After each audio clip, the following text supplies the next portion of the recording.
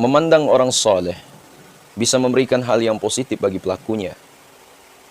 Memandang orang soleh bisa membangkitkan semangat untuk meningkatkan amalan kebaikan.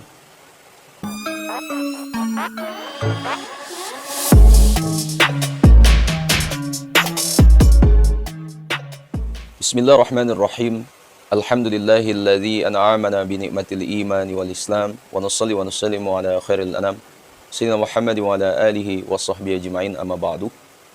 Azabiku semua, Al-Imam Abu Bakar Al-Mutawi'i selama 12 tahun selalu aktif mengikuti majelis Imam Ahmad.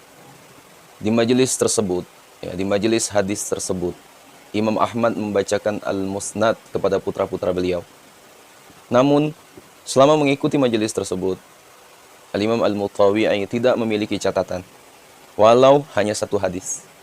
Lalu apa yang dilakukan Al-Imam Al-Mutawi'i di majelis itu?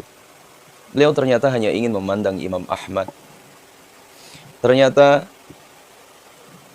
tidak hanya Al-Imam Al-Mutawi'i saja yang datang ke majelis hadis hanya untuk memandang Imam Ahmad. Mayoritas mereka yang hadir dalam majelis tersebut memiliki tujuan yang sama dengan Al-Imam Al-Mutawi'i.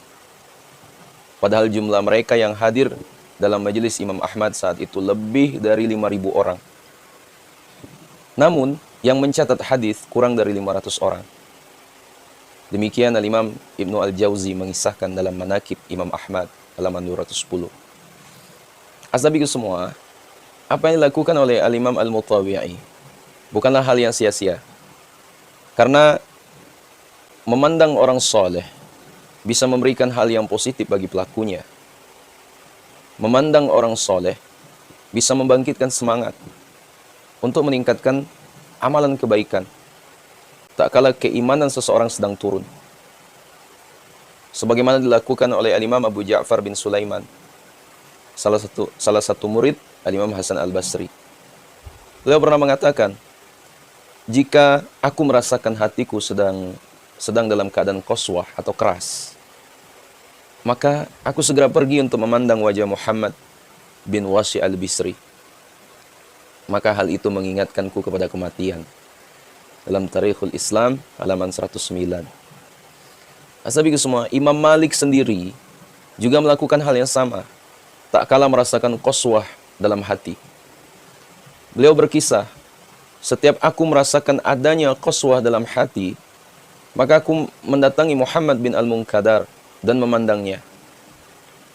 Hal itu bisa memberikan peringatan kepadaku selama beberapa hari. Dalam Tartibul Madarik halaman 51 sampai 52. Nah, sabiku semua, Imam Al-Hasan Al-Basri sendiri dikenal sebagai ulama.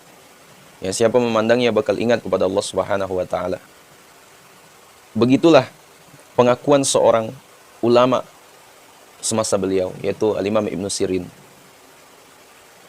Ulama lainnya yang hidup semasa dengan Al-Imam Hasan Basri, yakni Ath'ath bin Abdullah, juga mengatakan hal yang sama. Jika kami bergabung dengan majelis Imam Al-Hasan, maka setelah keluar, kami tidak ingat lagi terhadap dunia, katanya. Jika demikian, besar sekali dampak positif yang diperoleh saat seorang memandang wajah orang-orang soleh. Jadi, jika melakukannya dihitung sebagai ibadah, karena telah melaksanakan saran Rasulullah SAW. Ya. Sabiku semua, suatu saat beberapa sahabat bertanya, "Karib seperti apa yang baik untuk kami?" Rasulullah menjawab, yakni apabila kalian memandang wajahnya, maka hal itu mengingatkan kalian kepada Allah Subhanahu wa taala. Ya, ini riwayat Al-Imam Abu Ya'la, dihasankan oleh Al-Busiri. Sabda Rasulullah SAW yang lain, sesungguhnya sebagian manusia merupakan kunci untuk mengingatkan kepada Allah. Ya, ini diriwayatkan oleh Imam Ibn Hibban, disahihkan oleh beliau. Asabiku semua rahmati Allah, tidak mengherankan jika Al-Imam Waqi' bin Jarrah menilai bahwa memandang wajah Al-Imam Abdullah bin Daud adalah ibadah. Al-Imam Abdullah sendiri adalah seorang ahli ibadah di Kufah saat itu. Nah, asabi semua lantas, bagaimana mungkin hanya dengan memandang pelakunya bisa ingat kepada Allah? Gampang saja penalarannya. Ya. Kadang dalam kehidupan sehari-hari, kita memiliki teman yang amat suka terhadap sepak bola. Setiap pembicaranya tidak pernah keluar dari bola. Ia hafal di luar kepala semua pemain bola tingkat dunia. Bahkan baju yang dipakai serupa dengan kostum klub favoritnya. Dinding kamarnya juga dipenuhi dengan poster para pemain. Dan kendaraannya dihiasi dengan atribut-atribut bola. Otomatis, ketika kita melihat tampilan fisik teman yang demikian, maka ingatan kita langsung tertuju kepada bola. Ya. Sabi semua, demikian pula ketika ada kawan yang gila kuliner. Ia selalu berbicara soal rumah makan dan masakannya.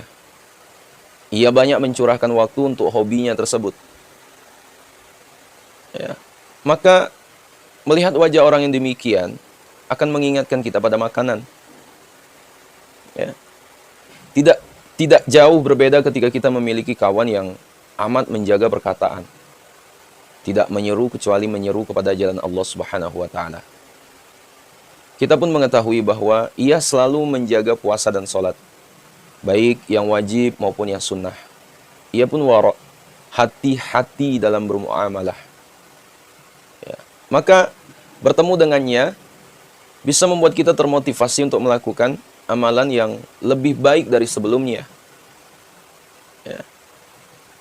Sabi semua rahmati Allah Subhanahu wa taala. Apa yang telah dilakukan oleh para salaf yang telah kami jelaskan tadi, mengingatkan kembali pada sebuah lantunan nasihat yang sudah cukup akrab di telinga kita, yaitu tombok hati alias obat hati. Kaping telu wong kang soleh, kumpulono. Cara yang ketiga mengobati hati yang koswah adalah mendekati orang-orang soleh. Kalau para ulama salaf saja masih merasa perlu mendekat kepada para solehin hanya untuk memandang wajah mereka, guna melunakkan qaswah dalam hati dan memperbaiki diri. Lantas bagaimana dengan kita? Apakah kita sudah memilih siapa sahabat-sahabat yang bisa mengingatkan kita kepada Allah di saat kita memandangnya? Padahal kita sama-sama sadar bahwa kualitas keimanan mereka atau ulama amat jauh berada di atas yang kita miliki. Terakhir sahabatku semua, nasihat memilih teman. Kondisi teman ya, bisa berpengaruh banyak kepada kita, sehingga perlu berhati-hati memilih teman. Ya. Setidaknya itulah inti dari nasihat yang disebutkan oleh Imam Abu Laits. Seorang tidak akan melakukan 8 hal kecuali Allah akan memberinya 8 hal pula. Kalau ia banyak bergaul dengan orang kaya, maka timbul dalam hatinya kesenangan terhadap harta. Kalau ia akrab dengan orang miskin, ya, maka timbul dalam hatinya rasa syukur dan qanaah. Kalau ia berteman dengan penguasa, maka timbullah rasa sombong. Kalau ia berdekatan dengan anak-anak, maka ia banyak bermain. Kalau ia dekat dengan para wanita, maka syahwatnya akan timbul. Kalau ia berkarib dengan orang-orang fasik, maka datang keinginan untuk menunda-nunda taubat. Kalau ia dekat dengan ahli ilmu, maka ilmunya akan bertambah. Kalau ia dekat dengan ahli ibadah, maka akan termotivasi melakukan ibadah yang lebih banyak. Dalam kitab Bughayatul Mustarsyidin halaman 9. Nah, ini sahabat semua yang dirahmati Allah Subhanahu wa taala, bertabarukan ya, memandang wajah orang soleh, memandang wajah orang yang cakep, itu merupakan amalan salaf dan amalan sunnah. Ya, yang ya jarang orang mengerti akan hal ini. Sahabat semua yang dirahmati Allah Subhanahu wa taala, memandang wajah orang soleh saja, ya itu bisa menghidupkan hati kita yang mati, hati kita yang keras. Ya. Apabila di wajah orang soleh itu terpancar kesolehan, keimanan, itu membuat kita jadi ingat Allah, ingat Rasulullah SAW, ya, dengan memandang wajah orang-orang soleh, ya, bisa memotivasi kita untuk lebih dekat kepada Nabi, untuk selalu mengingat Allah. Jadi ya sahabat semua yang dirahmati Allah Subhanahu wa taala, ada berbagai macam cara kita. Ya, ulama mengajarkan kepada kita ya, untuk menghidupkan hati yang mati. Itu salah satu amalan dari ulama salaf, yaitu memandang wajah orang-orang soleh. Sahabat semua yang dirahmati Allah, mungkin itu yang dapat kami sampaikan. Sekiranya video yang bermanfaat, jangan lupa share pada orang yang kita cintai, dan juga jangan lupa share ke media sosial kalian yang lainnya agar jauh lebih bermanfaat lagi. Wallahu a'lam. Assalamualaikum warahmatullahi wabarakatuh.